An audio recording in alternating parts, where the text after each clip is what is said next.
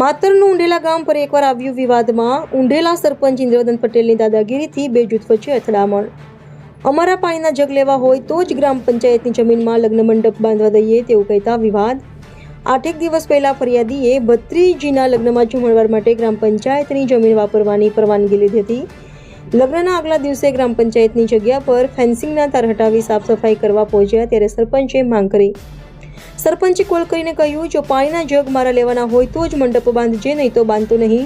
ત્યારબાદ ફરિયાદી ડેલિગેટ તેમજ ઉપસરપંચ પાસે જતા તેઓએ જગ્યા પરથી ફેન્સિંગ હટાવી આપી હતી. ત્યારબાદ સરપંચ અને તેમના પુત્રે જગ્યા પર પહોંચી એમને પૂછ્યા વગર જગ્યા ખોલી જ કેમ કહી ગાળો બોલી મારામારી કરી હતી. આ સમગ્ર મામલે સરપંચ અને તેના પુત્ર વિરુદ્ધ માત્ર પોલીસ સ્ટેશનમાં ફરિયાદ દાખલ કરાઈ છે. તો સામે સરપંચે 6 લોકો વિરુદ્ધ મારામારી કરવા મામલે માત્ર પોલીસ મથકમાં ફરિયાદ નોંધાવી. રિપોર્ટર ચિરાગ પટેલ, માતર.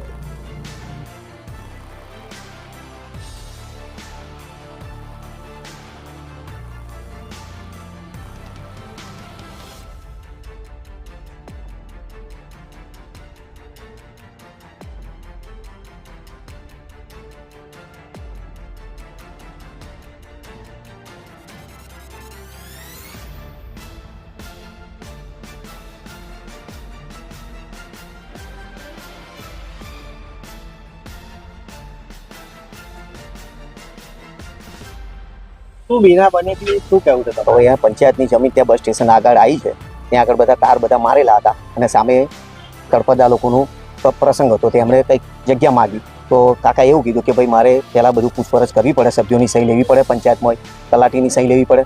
પણ ડેપ્યુટી સરપંચ ત્યાં બેઠેલા અને ગમે તેમ બોલવા મળ્યા કે ભાઈ એના બાપની જગ્યા છે, પટેલોની જગ્યા છે. ખોલી નાખ્યા તાર, એને તોડી નાખ્યા અને થોપલો તોડી નાખ્યો ત્યાં આગળ. અને પછી એ લોકો ડાયરેક્ટ કાકાને બોલાયા ફોન કરી, તો કાકાને મેં બોલાયા તો કાકાએ ડાયરેક્ટ કહ્યું ભાઈ કેમ ભાઈ તું ડેપ્યુટી સરપંચ જે મજૂર હતો, જે પંચાયતનું કામ કરે છે, બગીચાઓનું છોડવાનું બધું સાચવે છે, એને ફરી બધા મારવા ફરી વળ્યા બધા તળપાદા લોકો 10-15નું ટોળું. તે પછી હું વચ્ચે પડી, મેં કહું ઉભા હું કાકાને બોલાવું. મેં ફોન કરીને કાકાને બોલાવી, ઇન્દ્રવદન પટેલ સરપંચને.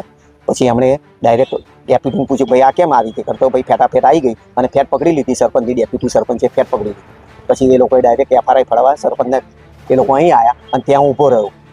ડેપ્યુટી સરપંચે 15 જણને ફોન કરીને ત્યાંથી બાઇકો લઈને બધા 15 જણને બોલાયા અને મને ઢોર માર માર્યો અને રાતે સિવિલમાં ગયો, નફો માર્યા. રાત્રે અહીં આવ્યા. પછી અમે અત્યારે પોલીસ સ્ટેશનમાં કોના અટકાયત કરવા? અંદર ઇન્દ્રવદન મણિભાઈ પટેલ છે, તેમનો પોતાનો બાબો છે હિમાંશુ, પછી 3-4 તળપદા છે, 3 પછી જાતે ડેપ્યુટી સરપંચ છે. હા, અટકાયત કરી લીધી છે, અંદર છે અત્યારે. મુદ્દે પાણીનો કોઈ નિકાલ નહીં, કારણ કે 10-15 જગનું કોઈ હોય નહીં. એમની જોડે તો માલ મિલકત વધારે છે, બરોબર. કેટલા બધા ધંધા ચાલે છે સરપંચને, એમને કે 15-20 જગની પડી ના હોય કે આવી રીતે ના, કે આ ખોટું નિવેદન આપ્યું છે પાણીના જગનું. તો પાણીના જગનું કોઈ હોય જ નહીં આમાંથી રીતે. હા, વાત ઊંચાઈ કાઢી.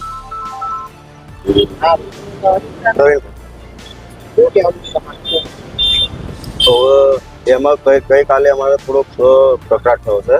મારા ભત્રીજીની લગ્ન હવે કાલે, આજે મોડો મુહૂર્ત હતું અને કાલે જોન આવવાની છે. તો એના આગલા દિવસે અમારો મંડપ રોપાવાના હતા. તો સરપંચ સાહેબની સામે અમે 10 દિવસથી માંગણી કરી હતી કે અમારે જગ્યા મોકળી પડે છે, તો પંચાયતની જમીન અમને આપો. તો સરપંચે આપી છે, સરપંચે ચોખ્ખું કરી આપ્યું છે અને અમને કહ્યું કે તમારી તમે સાફ કરો, તમારે ગંદકી કાઢી નાખો તમે, અને એમને કઢાઈ છે. તો એમાં એમના એક મજૂર હતા વસાવા કરી, એ અંદર ફેન્સિંગનું બધું કામ કરે છે. એ ભાઈએ એવું કહ્યું કે સરપંચ સાહેબનો ઓર્ડર છે કે તમે એમનું પાણી લાવવાના છો કે?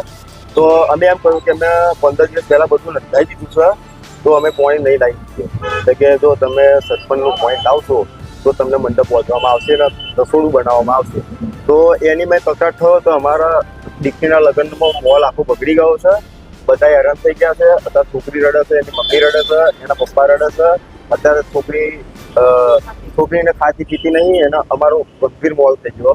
અને છોકરીના કહેવાનો મતલબ એવો છે કે છોકરી બહુ રડે છે અત્યારે. તો એની મમ્મીને હમણાં ઘરે મોકલી. આ પાણીનો ઓર્ડર સરપંચ જ આલે અમારું પાણી? હા, એના અરે અમે ત્યાં આગળ જે મંડપ અમારો ઉપવાનો હતો ત્યાં આગળ એના મજૂર કામ કરતા હતા. સરપંચને એ ભાઈ એને બધે વહીવટ એને આપ્યો. એ ભાઈને વહીવટ આપે છે. કકડાટ તો સરપંચ જોડે જ થયો છે, પણ પેલા ભાઈએ જે આવું દાદાગીરીનો બધી વાત કરી છે ને, એટલે ભાઈ ફોન મારી દીધો સરપંચ સાહેબને. સરપંચ સીધા આવી ગયા ત્યાં આગળ અને પેલા ભાઈ જે અમારા ઠાકોર સમાજના ડેપોજી સરપંચ ખરા ને એ આયા તો કે દીકરીના લગ્ન કરવા દો, એમાં તો કોઈ વાંધો નહીં, એ લોકો જમીન લઈ લેવા નહીં, પણ 2 દિવસ માટે એમને જમીન આપો. તો એ ભાઈ બિચારાને લાફો મારી દીધો છે, સરપંચે લાફો મારી દીધા છે. પછી એનો આખો માહોલ બદલાઈ ગયો. અમારે લગ્ન અટકાઈ ગયું છે, એ કારણે અટકાઈ ગયું. લગ્ન આજે મોડો મુહૂર્ત હતું, કાલે જોણ આવે છે. શૈલેષભાઈ છોટાભાઈ સોલંકી, હું માતા તાલુકા પંચાયત સભ્ય તરીકે મારી ફરજ બજાવું છું. વિવાદ થયો છે, શું કહેતો? વિવાદ એવો થયો છે કે આ ચુનારા સમાજનો પ્રસંગ હતો લગ્નનો. તે ઘડીએ અમારા ગામના સરપંચ ઇન્દ્રવદનભાઈ મણિભાઈ પટેલ એમના સમાજે પૂછ્યું છે કે ભાઈ કાકા અમારે પ્રસંગ કરો છો, અમારી જગ્યાની વાપવડ છે, તો અમને અહીંયા સ્વામી પંચાયતની જગ્યા છે, એની માટે અમને વાપરવા થોડુંક આલો દે, સારું છે 2 દિવસ. તો અંદર ગંદકીના લઈને બધું ગંદકી હતી, તો અમને એવું કહ્યું છે સરપંચે કે આ સાફ બાફ કરાવડાવી દેજો અને તમે તમારી ત્યાં જગ્યા વાપરજો. કે મને કોઈ વાંધો નહીં, અને કંઈ કામકાજ હોય તો મને કહેજો. કે આવું સરપંચ બોલ્યા હતા તે ઘડી આ સમાજને. પણ જે તે સમયે આવતીકાલે અમને સાફ કરાવડાવી દીધું, બધી જગ્યાને ક્લીન કરાવી અને મંડપ રૂપે અમને મંડપ બાંધવાનું કામ કર્યું. તે ઘડીએ એમને એવું કહ્યું કે ભાઈ પાણીના જગ કોના લેવાના છે, મારા પાણીના જગ લો તો હું તમને અહીંયા મંડપ બાંધવા દઉં. આ સમાજને એવું, તો આ લોકોએ તો આ ચુનારા સમાજે તો મહિનામાં જે પ્રસંગના બોનો આપી દીધા, એટલે બીજું બદલી થાય નહીં. પણ સરપંચની એવી ફરજ આપે, કંઈ વાંધો નહીં, તમે જ્યાંથી પાણી લો મને કોઈ વાંધો નહીં, પણ તમારો પ્રસંગ અહીંથી આ જગ્યા પંચાયતની એમાં ધામધૂમ કરો, મને કોઈ તકલીફ નથી. અને તમારી રીતે કંઈ મારે કામ હોય તો મને કંઈ કહેજો. એમની ફરજ એ જ આવતી હોય, પણ સરપંચે તદ્દન ખોટું વર્તન આ સમાજ કન કર્યું છે.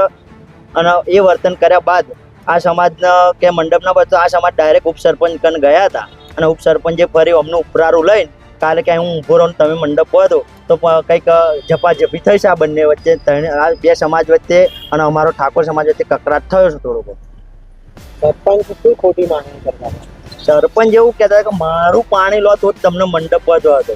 તો પ્રસંગ જે તો કોઈ પણ ધણીની પોતાની મનની ઈચ્છા હોય કે મારે ક્યાંનું વસ્તુ શું લેવું. પાણીનો ધંધો કરે? હા, પાણીના સપ્લાયનો એમનો એક ધંધો છે, ગાડલા ખુરશીનો બધો છે.